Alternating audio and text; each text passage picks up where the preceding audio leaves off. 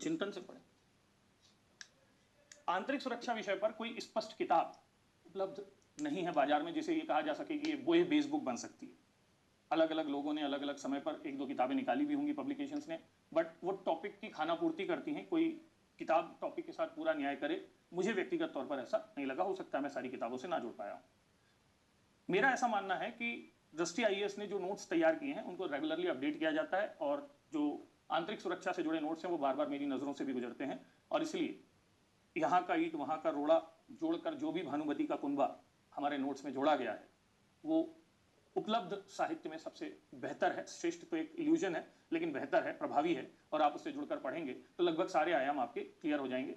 वैसे भी समझिए, यदि किसी टॉपिक पर आपके पास 50,000 शब्द हैं और आपको लिखना 150-200 शब्द है, तो 200 शब्द लिखने के लिए 50 पेज के साहित्य की तो जरूरत नहीं होती। तो आप ये समझ कर चलिए कि नोट्स में कॉम्प्रिहेंसिवली कवर किया गया है। जो नोट्स आपको दिए जाएंगे हर टॉपिक पर 300-400 पेजेस के ये नोट्स हैं, और इन नोट्स को पढ़ने के बाद मुझे नहीं लगता कि कोई और जरूरत पड़ेगी। इसके अलावा जितने प्रभावी नोट्स हैं उससे ज्यादा प्रभावी है दृष्टि का वेबसाइट पर समय समय पर डाले जाने वाले आर्टिकल्स आंतरिक सुरक्षा के। ऑडियो आर्टिकल जो दृष्टि के द्वारा डाले जाते हैं वो बहुत महत्वपूर्ण है, वो आंतरिक सुरक्षा के। कई बार मैं उन आर्टिकल्स को देखता हूं और खुद उनसे जुड़े कंटेंट मांगता हूं कि भाई ये आर्टिकल कब आया, तो मैं खुद अपने आप को अपडेट रखने के लिए दृष्टि टीम की मदद लेता हूं। ऑडियो आर्टिकल, वीडियो आर्टिकल, इनके अलावा दृष्टि ने अभी एक नया प्रयास शुरू किया है जिसको एडिटोरियल एक्सप्लेनेशन कहा जा रहा है। हम देखते हैं कि 2014 वगैरह में ऐसा हुआ था कि 2 आंतरिक सुरक्षा के ऐसे प्रश्न आए थे जो शायद ही किसी से बने हों। एक प्रश्न था हाई रिस्क एरिया जो इंडियन ओशन में होता है उसके स्थानांतरण को लेकर, कि हिंद महासागर में उच्च जोखिम क्षेत्र जो एक 65 डिग्री देशांतर पर था उसे आगे बढ़ाकर 78 डिग्री देशांतर पर ले जाया गया है, आपके विचार से भारत की सुरक्षा चिंताओं को कैसे प्रभावित करेगा। एक दूसरा प्रश्न था कि आकाशीय सीमाएं क्षैतिजिक नहीं ऊर्ध्वाधर भी होती हैं, air boundaries are vertical also. तो जो ऊर्ध्वाधर सीमाएं हैं उनको पुनः परिभाषित करने की बात की जा रही है, इस पुनः परिभाषित से क्या होगा। अब मैं आपको मजेदार बात बताता हूं। I am teaching I think Intel security since 2012 और सो इन दृष्टि, एंड व्हाट आई बिलीव कि these 2 questions are the questions. मैं हमेशा मानकर चलता हूं कि हम यदि प्रेडिक्ट करें तो लगभग 90-95% प्रेडिक्ट कर लेते हैं, लेकिन उस साल 3 क्वेश्चन आए और 2 ऐसे थे, तो फिर जो सबका हुआ वो आपका होगा। लेकिन ऐसे प्रश्नों के लिए आप कैसे तैयार रहें उसका मैं तरीका आपको बता रहा हूं। जब इन प्रश्नों को देखा गया, जब प्रश्न आ जाते हैं उसके बाद तो जवाब आप हो चाहे मैं, खोजना मुश्किल नहीं होता है। तो हाई रिस्क एरिया उस समय बदलने पर बात चल रही थी, भारत दबाव बना रहा था। उस समय एक इंसिडेंट हुआ था, एनरिका इंसिडेंट। इटालियन सबमरीन ने भारत के 2 मछुआरों को मार दिया था। मैंने आपसे कहा ना, घटना पूछ लेते हैं उससे प्रश्न बनाते हैं। तो उसके कारण भारत की तटीय सुरक्षा की चिंताएं बहुत बढ़ गई थी। उस एनरिका इंसिडेंट को, इटालियन सबमरीन द्वारा भारत के मछुआरों को केरल तट पर मारने के इंसिडेंट को आधार बनाकर हाई रिस्क एरिया से जोड़कर इन्होंने प्रश्न पूछा था, जो द हिंदू के 3 या 1 हफ्ते में 3 बार, मतलब एक छोटी सी न्यूज जो इंटरनेशनल पेज वाली न्यूज होती है वहां पर आया था। Similarly vertical air boundaries space race से जुड़ा एक मामला था जिसको लेकर उस समय हाईलाइटेड था, जिस पर प्रश्न आया था, और उस समय ज्यादातर लोग ना हाई रिस्क एरिया क्या है जानते थे और ना वर्टिकल एयर बाउंड्री क्या है ये जानते थे। उसके बाद तो आप में सब जानने लगे। अब ऐसी स्थिति में द हिंदू जो इतना महिमा मंडित किया जाता है वो महिमा मंडन गलत नहीं है, लेकिन यह सच है कि हिंदी माध्यम के विद्यार्थी अंग्रेजी माध्यम के हिंदू को कितने सरलता से, सहजता से समझ पाएंगे।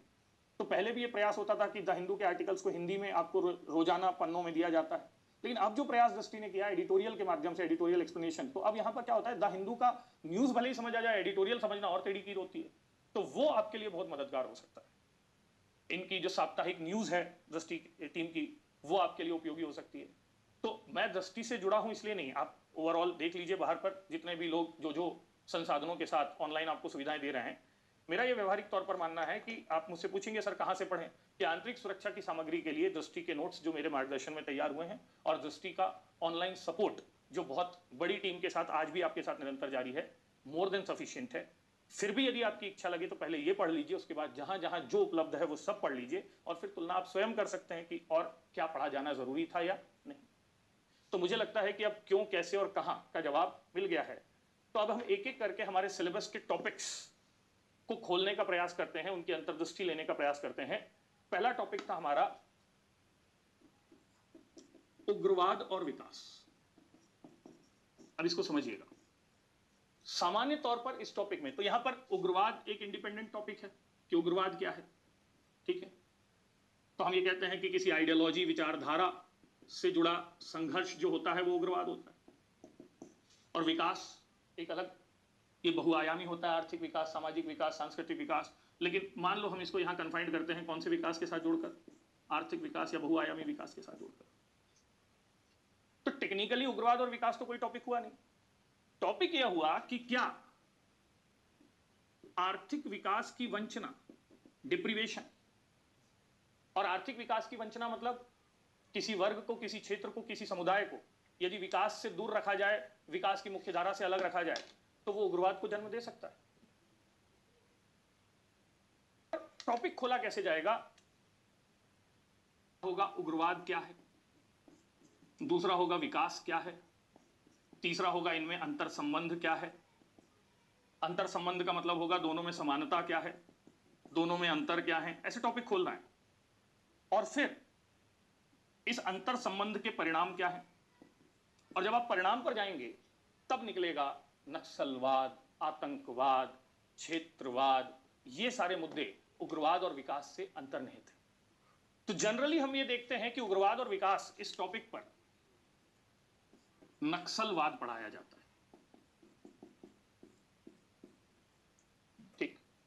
लेकिन मेरा ऐसा मानना है कि विकासात्मक वंचना, डेवलपमेंटल डेप्रिवेशन, और वंचना का मतलब है यदि सारे गरीब हैं तो दिक्कत नहीं है, दिक्कत तब है कि वो गरीब है मैं अमीर हूं। ये विकास बड़ी सापेक्षिक अवधारणा है। हम अपने दुख से नहीं दूसरे के सुख से ज्यादा परेशान है। तो सापेक्षिक वंचना यानी रिलेटिव डेप्रिवेशन का मतलब है कि जब आप किसी की तुलना में अपने आप को गरीब देखते हैं, पिछड़ा देखते हैं, वंचित देखते हैं, तो सत्ता व्यवस्था के खिलाफ आपके अंदर एक विद्वेष पैदा होता है, और वही विद्वेष नक्सलवाद के रूप में, आतंकवाद के रूप में, अलगाववाद के रूप में, क्षेत्रवाद के रूप में, नस्लवाद के रूप में सामने आता है। यानी उग्रवाद और विकास में आप सिर्फ नक्सलवाद ही नहीं, आतंकवाद, ठीक है, अलगाववाद, क्षेत्रवाद, नस्लवाद, इन सबको पढ़ सकते हैं। भारत में भी उग्रवाद और विकास के अंतर संबंधों में नक्सलवाद तो है ही, लेकिन आतंकवाद और अलगाववाद की स्थितियां जो नॉर्थ ईस्ट में दिखाई देती हैं, क्या उसके पीछे विकासात्मक वंचना नहीं? उत्तर पूर्व के राज्यों को विकास की मुख्य धारा से दूर रखना भी तो एक कारण हो सकता है उनकी वंचना का। हम अलग से ये सारे टॉपिक्स विस्तार से देखेंगे, लेकिन आप यहां समझिए, ठीक। क्षेत्रवाद के अंतर्गत उन क्षेत्रों में जहां के संसाधनों पर, ठीक, या संसाधनों का लाभ स्थानीय लोगों को नहीं मिला, नए राज्य निर्माण की मांग हो, आंध्र प्रदेश से लेकर छत्तीसगढ़, झारखंड, उत्तराखंड के निर्माण की बात हो, तो वहां जो क्षेत्रवादी आंदोलन चले उसके पीछे विकासात्मक वंचना ही तो थी। तो वास्तव में उग्रवाद और विकास के अंतर्गत एक्सट्रीमिज्म और डेवलपमेंट, ये जो टॉपिक है, इसके अंतर्गत आप नक्सलवाद, आतंकवाद, अलगाववाद, क्षेत्रवाद, उत्तर पूर्व का संकट, जम्मू कश्मीर का संकट, या फिर लाल गलियारे का संकट, इन सारे विषयों को पढ़ते हैं। यही उग्रवाद और विकास का अंतर संबंध है। और यहां पर आपको यह ध्यान रखना है कि यह अंतर संबंध जो है वो सिर्फ आर्थिक विकास से नहीं, सामाजिक विकास, सांस्कृतिक विकास, ठीक है, इन सब से भी जुड़ा हुआ है।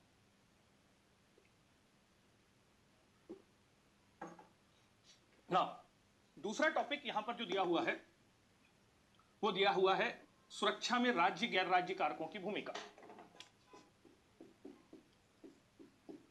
अब देखिए, राज्य कारक किन्हें कहते हैं भाई? तो संप्रभु राज्य किसको कहते हैं? जिसका एक क्षेत्र हो, जिसके अंदर पॉपुलेशन हो, जिसके अंदर एक गवर्नमेंट हो, वो सॉवरेंटी से निर्णय लेती हो। यानी जो राष्ट्र राज्य है वो राज्य कारक है। कुल मिलाकर जो एक देश के रूप में अपनी पहचान रखता है वो राज्य है। और वो सारी संस्थाएं जो गैर सरकारी हैं, चाहे पॉजिटिव वर्क कर रही हो, जैसे सिविल सोसाइटी, ठीक है ना, जिनको हम बोलते हैं सिविल सोसाइटी की संस्थाएं।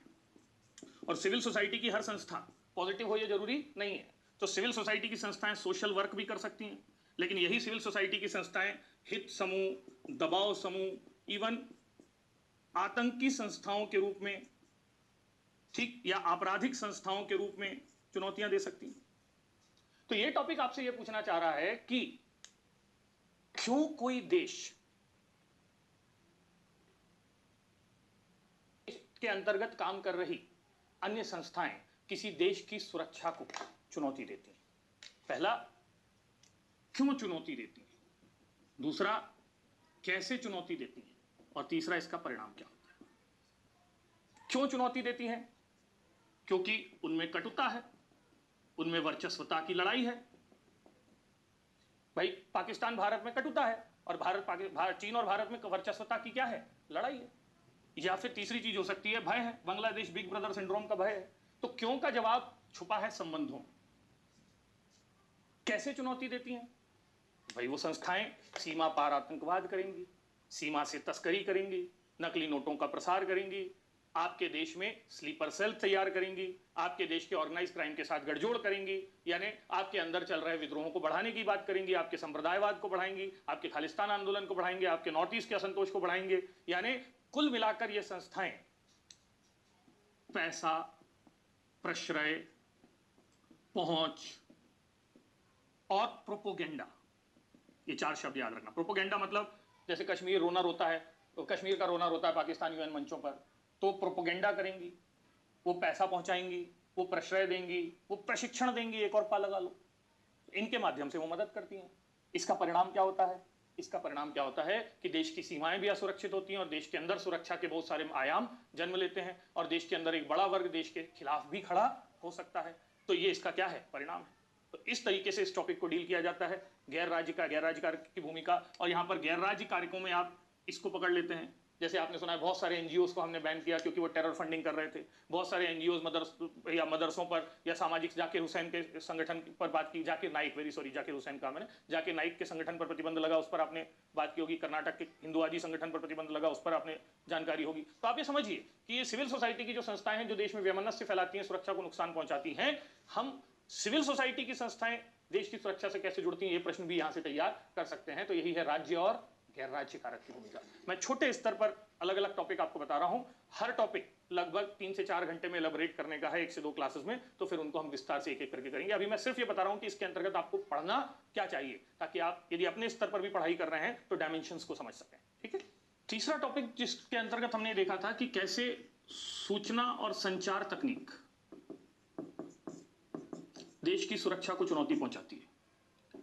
अब फिर से देखिए, इंफॉर्मेशन एंड कम्युनिकेशन टेक्नोलॉजी वरदान भी हो सकती है और अभिशाप भी। जैसे न्यूक्लियर टेक्नोलॉजी से बम बना लो या बिजली, वैसे इस तकनीक से चाहे तो ग्लोबल गवर्नेंस ला लो, ई गवर्नेंस ला लो, या साइबर क्राइम। तो यहां देखने की बात यह है कि सूचना संचार तकनीक सुरक्षा चिंताओं से कैसे जुड़ेगी। तो यदि आपको ये देखना है तो फिर आपके पास पहली चीज होनी चाहिए आईसीटी की समझ, दूसरी चीज होनी चाहिए आईसीटी की ताकत, तीसरी चीज होनी चाहिए आईसीटी का प्रभाव, क्या आईसीटी के दुष्प्रभाव, और चौथी चीज होनी चाहिए आईसीटी के दुष्प्रभावों को रोकने के उपाय। यानी इस टॉपिक में आपको यह देखना है कि सूचना संचार तकनीक अपने आप में मूल्य तटस्थ होती है, वैल्यू न्यूट्रल होती है। वो मानवीय मूल्यों से जुड़कर या तो वरदान बन सकती है या अभिशाप। यानी सूचना संचार तकनीक की अपनी कोई पसंद नहीं है। आप चाहे तो उसका सदुपयोग कर लो, चाहे दुरुपयोग, चाहे तो उससे विकास कर लो, चाहे तो उससे विनाश कर लो। आप देख ही रहे हैं। ठीक। अब आपके पास इस समय YouTube, social media, Facebook, WhatsApp बहुत आयत में उपलब्ध है, खाली समय भी बहुत सारा उपलब्ध है। तो या तो आप दिन भर टिकटॉक करिए, या फिर यूट्यूब पे ही उपलब्ध हजारों वीडियोस की मदद से अपने सिलेबस को पूरा करिए। तो ये मनुष्य के ऊपर है, जैसे हमारे ऊपर है कि हम इसका सदुपयोग करें, दुरुपयोग, वैसे ही ये सरकारों के ऊपर है, देशों के ऊपर है, लोगों के ऊपर है कि वो इससे सुरक्षा को प्रभावी बनाएंगे, आईटी सिक्योरिटी, या फिर सुरक्षा में सेंधमारी करेंगे। सच बात यह है कि यदि ये सुरक्षा चिंताओं को ला रही है तो कुछ बात तो इसमें होगी कि ये देश को हिलाकर रख दे रही। तो आईसीटी में ऐसा क्या है जो उसको सुरक्षा को चुनौती देने लायक बनाता है? तो हम कहते हैं कि भाई उसमें स्केलेबिलिटी है, उसमें एक्सपेंशन है, वो विस्तार से उपलब्ध है, वो हर हाथ में उपलब्ध है। आज आईटी क्रांति, डेटा क्रांति हो चुकी है, आज मोबाइल क्रांति हो चुकी है, इसके कारण है। तो सूचना क्रांति के कारण है। फिर दूसरी बात क्या है कि इस तकनीक में आपकी पहचान छुपाने का मौका है, इस तकनीक के अंतर्गत छुपकर काम करने का मौका। भाई जिसमें अच्छा है तो बुरा भी है। इस तकनीक के अंतर्गत आप कहीं से भी रहकर कहीं भी आतंकी घटनाओं को जन्म दे सकते हैं। कुल मिलाकर आतंकवाद को फैलाने के लिए जो चीजें चाहिए, जैसे मैं आतंकवाद से जोड़ूं आईसीटी की, तो पहली चाहिए है आइडियोलॉजी, प्रोपोगेंडा। तो आइडियोलॉजी फैलाना है, इस्लाम खतरे में है, आईसीटी 2 मिनट में फैला देगा। आइडियोलॉजी फैल गई। प्रोपोगेंडा फैलाना है, हमारे साथ गलत हो रहा है, आईसीटी तुरंत फैला देगा। फिर लोग इकट्ठे करने हैं, तो दारुल इस्लाम के नाम पर, हिंदू राष्ट्र के नाम पर लोग तुरंत इकट्ठे हो जाएंगे। अच्छा, पैसा जमा करना है, चंदा मुहिम चला दो धर्म के लिए, इसके लिए, तुरंत इकट्ठी हो जाएगी। ट्रेनिंग देनी है, ऑनलाइन ट्रेनिंग दे दो। ऑनलाइन इंसिडेंट घटनाएं करनी है, ऑनलाइन प्लानिंग कर लो, ऑनलाइन गाइडलाइन कर दो। इंटरनेट टेलीफोनी में पकड़ने की संकट है। एक हिस्सा तो वो है जो आईसीटी को ये ताकत देता है कि वो आतंकवाद से जुड़ जाए। दूसरे हिस्से में हम बात करें तो आईसीटी के अपने अंदर इतनी ताकत है कि वो ताकतवर रूप से इस देश की सुरक्षा, किसी भी देश की सुरक्षा चिंताओं को प्रभावित कर सकती है। एक दूसरे पक्ष में जाइए आप, एक तो आईसीटी की ताकत हुई, दूसरी है आईसीटी पर निर्भरता। आज हर देश ने अपने क्रिटिकल इंफ्रास्ट्रक्चर, ये शब्द याद रखना, क्रिटिकल इंफ्रा का मतलब है वह चीज जिस पर देश टिकी है। तो हमारा ट्रांसपोर्ट सिस्टम हो, हमारा इलेक्ट्रिसिटी सिस्टम हो, हमारा रिजर्वेशन सिस्टम हो, हमारा वाटर सप्लाई सिस्टम हो, हमारा डैम मैनेजमेंट सिस्टम हो, हर सिस्टम तो कंप्यूटराइज्ड है। अब ऐसी स्थिति में यदि आपके क्रिटिकल इंफ्रा पर हमला हो गया तो हवाई जहाज आपकी बिल्डिंग से टकराएगी, रेलगाड़ी आपके घर आ जाएगी। यदि आपके क्रिटिकल इंफ्रा पर हमला हो गया तो डैम से पानी छोड़कर वाटर टेररिज्म किया जा सकता है।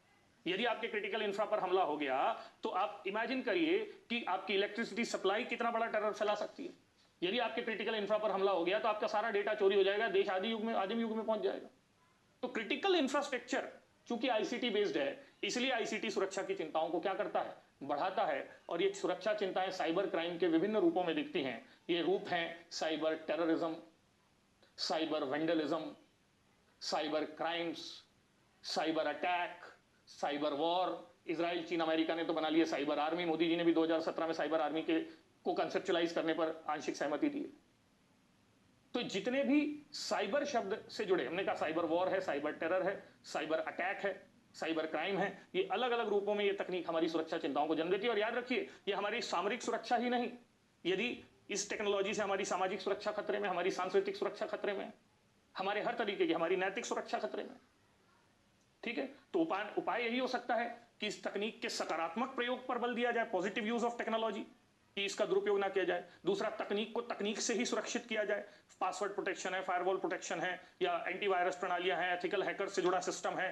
ठीक, या हमने आपको एजेंसी बनाई है, कंप्यूटर इमरजेंसी रिस्पांस टीम बनाई है, अंतरराष्ट्रीय समझौते किए हैं, ग्लोबल गवर्नेंस का विचार है, इंटरनेट गवर्नेंस का विचार है। ये ऐसे बहुत सारे विचार हैं। इवन डेटा लीक जैसी समस्या को रोकने के लिए टेक अकॉर्ड साइन किया है देश की, दुनिया की बड़ी आईटी कंपनीज ने मिलकर। तो ये सब इसको रोकने के क्या हो सकते हैं उपाय। अब ये हमने 5 मिनट में किया, हम चाहें तो इसको 5 घंटे पढ़ सकते हैं। सूचना संचार तकनीक से ही जुड़ा एक मुद्दा मीडिया का है, और वो है कौन से मीडिया का, सोशल मीडिया का। लेकिन मैं ये कह रहा हूं कि क्यों सोशल मीडिया तक कन्फाइंड रहें, हम मीडिया पर बात कर लेते हैं। तो यदि हम बात करें कि मीडिया और सोशल मीडिया से जुड़ी सुरक्षा चिंताएं कौन सी हैं, तो सोशल मीडिया से जुड़ी सुरक्षा चिंताएं तो वही होंगी जो हमने अभी किसमें दे दी, आईसीटी में, क्योंकि सोशल मीडिया किसका रूप है, आईसीटी का रूप। लेकिन यदि इसको मीडिया के कंटेक्स्ट में देखें तो फिर वही बात आएगी कि मीडिया को इतनी ताकत कहां से मिली, फिर मीडिया किन रूपों में सुरक्षा चिंताओं को जन्म दे रहा है, और इसे रोकने के लिए क्या किया जाना चाहिए। मीडिया को यह ताकत कहां से मिली, इसका जवाब आपके पास है। मार्शल मैकलुहन मीडिया के विद्वान माने जाते हैं। उन्होंने understanding media, media is message जैसी कुछ महत्वपूर्ण किताबें लिखी, और उन्होंने प्रिंट इलेक्ट्रॉनिक मीडिया की तुलना करते हुए कहा कि जब movement we move from print to electronic media, तो इलेक्ट्रॉनिक मीडिया में ताकत थी कि वो 1 to many थी, 1 to 1 नहीं। इलेक्ट्रॉनिक मीडिया में ताकत थी कि वो लाइव हो सकती थी, 24/7 365 थी। इलेक्ट्रॉनिक मीडिया में ये ताकत थी कि उसमें ज्योग्राफिकल बाउंड्री नहीं थी। तो ये भौगोलिक सीमाओं से परे है, ये मानवीय सीमाओं से परे है, ये समय की सीमाओं से परे है, और इन सब से आगे जाकर इलेक्ट्रॉनिक मीडिया आपकी एक नहीं 2 इंद्रियों को कम से कम छूती है। कम से कम देख भी रहे हो आप, सुन रहे हैं, मल्टीमीडिया है भाई, पेपर पढ़ रहे हैं तो एक ही इंद्रिय है। तो इलेक्ट्रॉनिक मीडिया में आपकी इंद्रियों, और अब तो ऐसे ऐसे कंप्यूटर्स या उसकी बात चल रही है कि आप विजन सेंस और हियरिंग सेंस के साथ स्मेल, टच, टेस्ट, इस लेवल तक भी जुड़ेंगे, दूरियां अर्थहीन हो जाएंगी। जब 4G में वीडियो कॉन्फ्रेंसिंग है तो 10G होते होते आप इंटरनेट पर ही किसी को गले लगा के फील कर लें, कोई बड़ी बात नहीं। तो जब इतनी ताकत है इस मीडिया में, तो चाहे तो सदुपयोग करे, चाहे तो क्या करे, दुरुपयोग करे। ये मीडिया हमारे अंतर्मन तक जाती है, ये मीडिया हमारी इंद्रियों को छूती है, और ये मीडिया इसीलिए हमें क्या कहेंगे, सुरक्षा के लिए तैयार भी कर सकती है, या सुरक्षा को नुकसान पहुंचाने के लिए प्रेरित भी कर सकती है। अब ये समझिए कि यह मीडिया, चाहे सोशल मीडिया, यदि गैर जिम्मेदार हो जाए, गैर जवाबदेह हो जाए, स्वार्थी हो जाए, ठीक, और टीआरपी के लिए देश बेचने तैयार हो जाए, तो देश की सुरक्षा चिंताएं बढ़ेंगी कि नहीं? आज के दौर में आप जो मीडिया के लिए शब्द सुन रहे हैं, मैं सोशल मीडिया पर ही क्यों कहूं, ठीक, बिकाऊ मीडिया, पेड मीडिया, ठीक, गोदी मीडिया, सुन रहे हैं, सनसनीखेज मीडिया, सेंसेशनलाइजिंग मीडिया, गैर जिम्मेदार मीडिया, गैर जवाबदेह मीडिया, ये सब मीडिया के लिए आजकल उपमाएं प्रयोग में लाई जाए। ट्रायल मीडिया, मैं ही जज, मैं ही वकील और मैं आपको दंड दे दूंगा, ठीक, पीत पत्रकारिता से जुड़ा मीडिया, ठीक, पाखंडी मीडिया, हिपोक्रेट जिसको बोलते हैं, ठीक, टीआरपी की दौड़ में आग लगाता मीडिया, युद्ध उन्माद फैलाता मीडिया, खबरदार चीन भारत आता है, संप्रदायवाद फैलाता मीडिया, जातिवाद फैलाता मीडिया, नस्लवाद फैलाता मीडिया, यानी सामाजिक संवेदनाओं को भूलता हुआ मीडिया, गैर संवेदनशील मीडिया, ठीक है, संवेदनाहीन मीडिया पर बहुत चर्चा हुई है, आपने सुना होगा पुष्प, मेरे ख्याल से फोटोग्राफी के अंतर्गत दुनिया का जो सबसे बड़ा पुरस्कार जिस व्यक्ति को मिला था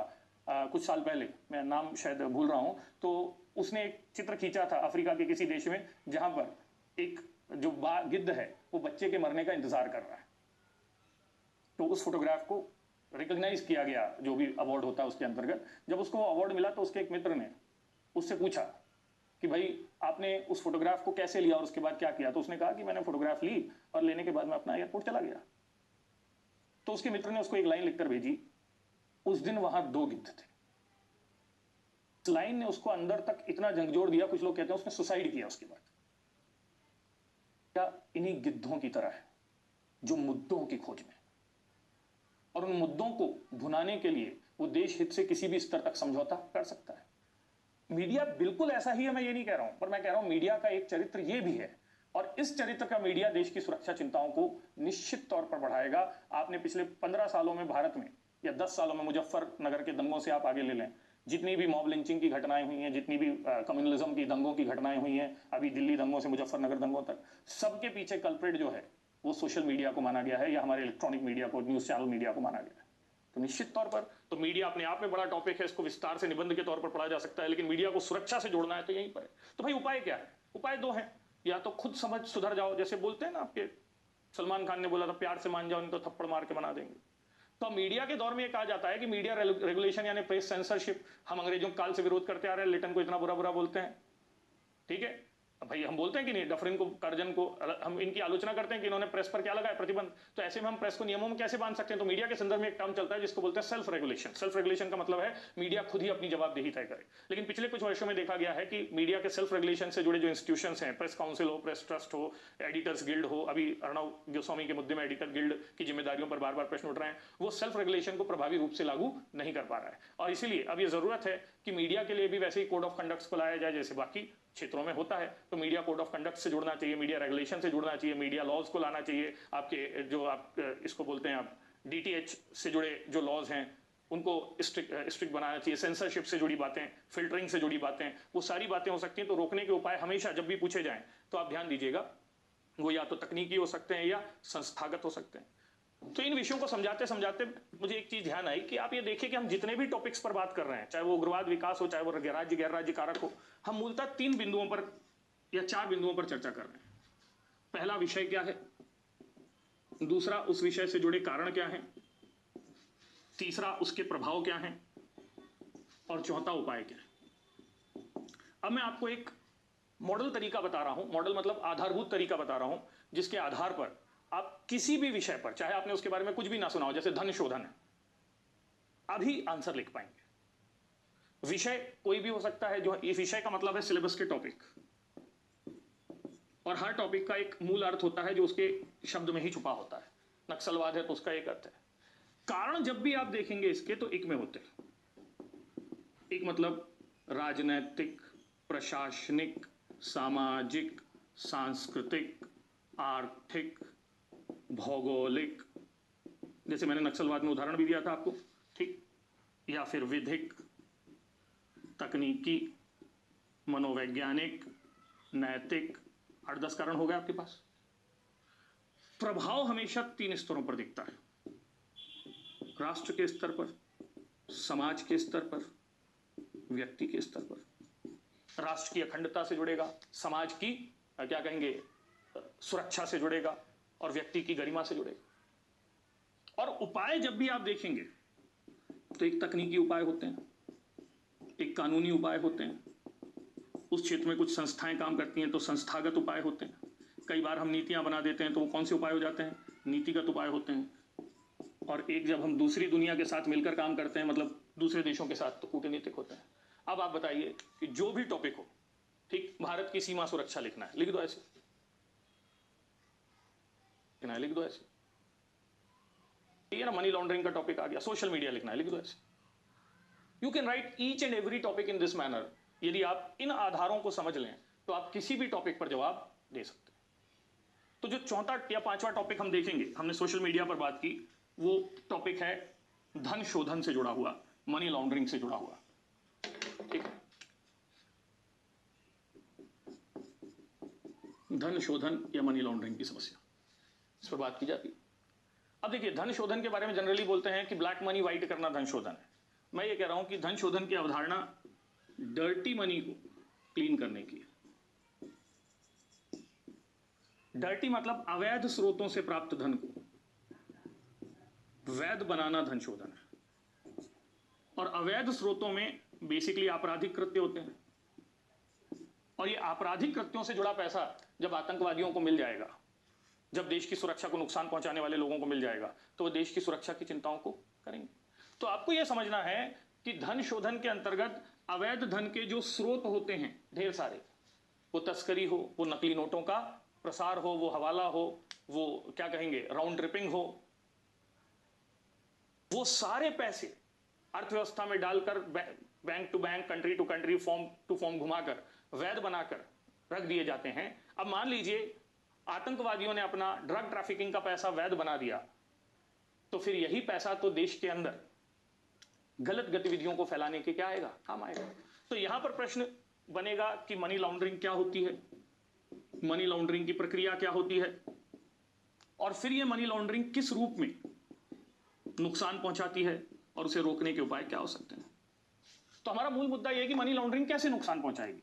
कहानी फिर सिंपल है, वो जो डर्टी मनी है उसी से विचारधारा फैलाई जाएगी, उसी से लोगों को इकट्ठा किया जाएगा।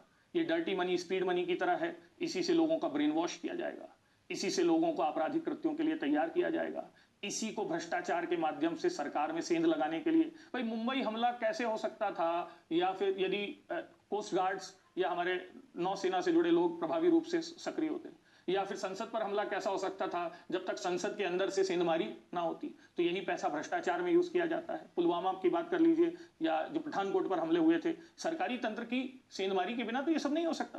तो इसी डर्टी मनी से फिर देश में आतंकी घटनाएं करवाई जाती हैं, इसी डर्टी मनी से संप्रदायवाद फैलाया जाता है, इसी डर्टी मनी से सरकार के खिलाफ प्रोपेगेंडा फैलाया जाता है, इसी डर्टी मनी से डर्टी सेल चलाए जाते हैं जिनको आप IT सेल बोलते हैं। तो इन तरीकों से ये डर्टी मनी यानी धन शोधन से आया पैसा देश की सुरक्षा के लिए नुकसान पहुंचाता है। उपाय क्या हो सकता है, एक स्रोत पर नियंत्रण किया जाए, यानी वो सारे स्रोत जहां से डर्टी मनी आती है उस पर रोक लगाई जाए, ड्रग ट्रैफिकिंग को रोका जाए, आर्म्स ट्रैफिकिंग को रोका जाए, ह्यूमन ट्रैफिकिंग को रोका जाए, ऑर्गेनाइज क्राइम को रोका जाए, बॉर्डर सिक्योरिटी को मजबूत बनाया जाए, नकली नोटों पर निगरानी रखी जाए, ठीक, काले धन की पहचान की जाए, ब्लैक मनी कंट्रोल के सारे उपाय इसके अंतर्गत आएंगे, NGOs की फंडिंग रोकने की बात आएगी। सरकार ने ये सारे काम किए हैं। इवन सरकार ने तो कहा नोटबंदी के द्वारा भी हम आतंकवाद नक्सलवाद की कमर तोड़ना चाहते हैं क्योंकि पैसा उनके पास है।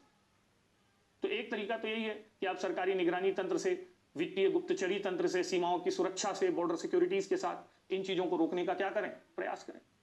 ठीक, बैंकिंग तंत्र को मजबूत बनाना वो तरीका हो सकता है, क्योंकि बैंकिंग तंत्र में सेंधमारी के द्वारा ही ये पैसा घुमाया जाता है। तो इस पर निगरानी रखना भी बहुत जरूरी है। आर्थिक सुरक्षा, ठीक, आर्थिक निगरानी से जुड़े मामले हैं, know your clients, KYC norms को मजबूत किए जाने से लेकर, और इंटरनेशनल लेवल पर एक फ्रेमवर्क बनना चाहिए जहां पर आर्थिक भगोड़ों के प्रत्यार्पण की बात हो, जहां पर डर्टी मनी को प्रसारित करने वालों के खिलाफ अंतर्राष्ट्रीय दंड की बात हो, इंटरनेशनल कोर्ट ऑफ जस्टिस में इस तरीके की बातें होनी चाहिए। अंतर्राष्ट्रीय समझौते जो हैं उनको प्रभावी रूप से इससे जुड़ना चाहिए। अलग अलग ग्रुप्स हैं, एडमॉन्ड ग्रुप है, एगमॉन्ड ग्रुप, ठीक है, और कई समूह हैं जो डर्टी मनी के साथ जुड़ रहे हैं। ठीक, पेरिस कन्वेंशन है 1989 के, जिसके तहत आपने FATF का नाम सुना होगा, फाइनेंशियल एक्शन टास्क फोर्स, जो पाकिस्तान को ब्लैकलिस्ट में डालने की बात है। Financial action task force basically money laundering रोकने के लिए था, अब उसको टेरर फंडिंग से जोड़ दिया गया, उस पर अलग से प्रश्न बन सकता है। तो ये सब मनी लॉन्ड्रिंग से जुड़े टॉपिक में बात हो जाएगी, ठीक। और मनी लॉन्ड्रिंग हो गया, ऑर्गेनाइज क्राइम हो, तो यहीं से इसी तरीके का टॉपिक जो मनी लॉन्ड्रिंग है वो एक तरीके का ऑर्गेनाइज्ड क्राइम है। तो अगला टॉपिक जो है ऑर्गेनाइज क्राइम एंड टेररिज्म। इसमें ऑर्गेनाइज क्राइम क्या होता है, ऑर्गेनाइज क्राइम और टेररिज्म में संबंध कैसे बनते हैं, और फिर ये किस प्रकार देश की सुरक्षा को चुनौती पहुंचाते हैं। इस हिस्से में ऑर्गेनाइज क्राइम और टेररिज्म को पढ़ा जा सकता है या इस तरीके से। तो ऑर्गेनाइज क्राइम का मतलब है विभिन्न प्रकार के अपराधियों का आपस में जुड़ाव, और जुड़ाव इसलिए होता है क्योंकि ये सब अनैतिक हैं, ये सब हिंसात्मक हैं, और ये सब ठीक देश के कानून के खिलाफ एक कंटेम्प्ट रखते हैं, स्वार्थ के चक्कर में ये आपस में जोड़ देते हैं आतंकवादी। तो यहां पर मूल प्रश्न ऑर्गेनाइज क्राइम एंड टेररिज्म में जो बनता है वो ये बनता है कि ऑर्गेनाइज क्राइम टेररिज्म को क्या देता है और टेररिज्म ऑर्गेनाइज क्राइम को क्या देता है। हो गया ये टॉपिक खत्म। ऑर्गेनाइज क्राइम टेररिज्म को देता है पहुंच, पधारो हमारे देश, प्रश्रय, छुप जाओ मेरे घर में, नई पहचान, आधार दे देगा आपको, ठीक है, पहुंच देगा, प्रश्रय देगा, नई क्या देगा, पहचान देगा, ठीक। और पहुंच, प्रश्रय, पहचान के बाद हाँ एक और चीज हो जाएगी, प्रवेश, अंदर आ जाइए, ठीक, प्रशिक्षण, कैडर, लोग देगा आपको, जो आतंकी घटनाएं करनी है मैं आपकी मदद करूंगा, ठीक, सारी चीजें, हथियार दिलवाएगा, ये सारी चीजें, ठीक। ये जरूरत पड़ेगी तो ये आपके लिए प्रोपोगेंडा करेगा, आपका समर्थन करेगा। बदले में आतंकवादी ऑर्गेनाइज क्राइम से क्या कहेगा कि भाई तुझे तो पैसा चाहिए ना, मैं तेरे को पैसा दूंगा, मेरे ड्रग्स का सारा पैसा तेरा, ठीक। इसके बाद यदि तेरे देश ने तुझे भगा दिया, भाई आपके देश से आपको क्या कर दिया गया, निकाल दिया गया दाऊद को, तो मैं अफगानिस्तान, पाकिस्तान में तुम्हें क्या कर दूंगा, आश्रय दे दूंगा। चीज जो चाहिए ऑर्गेनाइज क्राइम को, पैसा चाहिए, पैसे के बाद क्या चाहिए, आश्रय चाहिए, तो ये आश्रय भी उसको मिल जाएगा। फिर मैं तुम्हें भय का माहौल दूंगा, और इस माहौल में तुम्हारे हथियारों की तस्करी है वो ये आसानी से होगी। मैं तुम्हें विभिन्न देशों में प्रवेश और पहुंच दूंगा कि तुम आसानी से मेरे माध्यम से कई देशों में अपना कारोबार फैला सकते हो, तो मैं आपको कारोबारी विस्तार दूंगा। और इन तरीकों से ऑर्गेनाइज क्राइम और टेररिज्म आपस में जुड़ जाते हैं। तो इसी जुड़ाव पर चर्चा की जाती है। अब इस जुड़ाव को रोकने का तरीका क्या है, वही, यदि आपको इन दोनों की नेक्सस को तोड़ना है तो आपको ड्रग ट्रैफिकिंग पर, आर्म्स ट्रैफिकिंग पर, नार्को ट्रैफिकिंग पर, इन सब पर आपको नियंत्रण करना पड़ेगा, ठीक। ऑर्गेनाइज क्राइम और टेररिज्म के या भारत की इंटरनल सिक्योरिटी के संबंधों को दर्शाते हुए, ठीक, एक बहुत महत्वपूर्ण विचार दिया गया है, जिस विचार के अंतर्गत यह दर्शाया गया है कि कैसे भारत की भौगोलिक स्थिति जो है, ये भौगोलिक स्थिति भारत के लिए संकट पैदा करती है। मैं एक प्रयास कर रहा हूं भारत का नक्शा जैसा बनाने का, आशा है ये नक्शे के तौर पर दिखाई देगा आपको। यह है भारत, हमारा भारत जैसा दिख रहा होगा।